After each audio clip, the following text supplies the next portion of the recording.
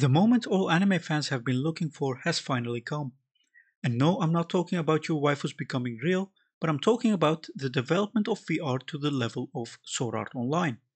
For people who are not familiar with Sword Art Online, the show is about a VR game with a headset that kills the player in real life when the player dies in game. In the show, this game came out on November 6th, 2022. This date might sound very familiar to you as that was 2 days ago. Today I found this article about the creator of the Oculus Rift, Palmer Luckey, and the title says it all.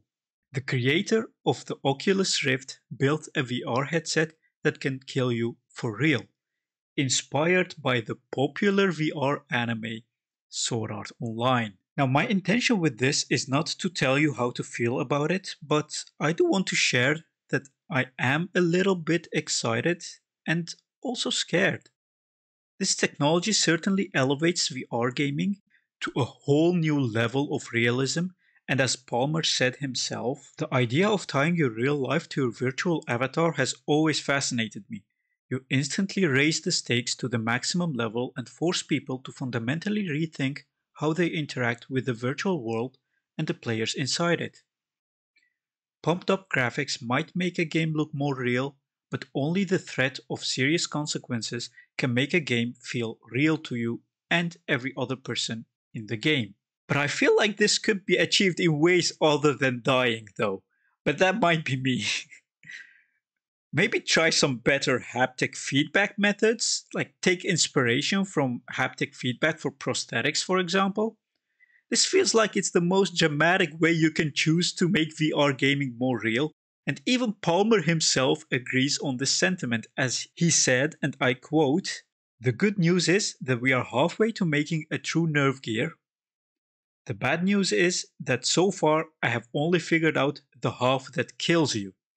Nerve gear being the headset used in Sword Art Online. But you could also argue that putting your life on the line for a game is the same as doing extreme sports. And society is fine with the latter part, so why not with gaming? But how does this work, you might ask?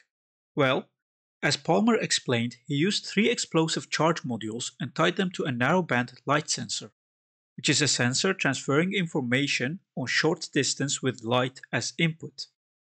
The sensor detects when the screen flashes red at a specific frequency, and that's how it detects the game over screen, and charges fire, instantly destroying the brain of the user. Now, I don't know about you, but this sounds extremely flawed to me, as red flashing screen can also appear when the game is not over. And also, anyone that has played games in their life knows that bugs exist. And what happens if the game bugs out and triggers the sensor? That might be one of the only cases where you can truly blame your loss on a bug. This is also the reason why no one has tested this VR headset yet.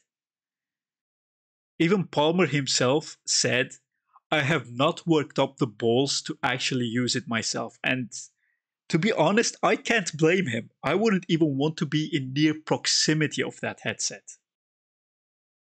Well, I found this extremely interesting, and props to Palmer Luckey for following Sword Art Online lore and releasing this on November 6th, 2022, and also showing people how truly inspiring anime can be. Alright, let me know what you think about this and if you find this concerning or exciting.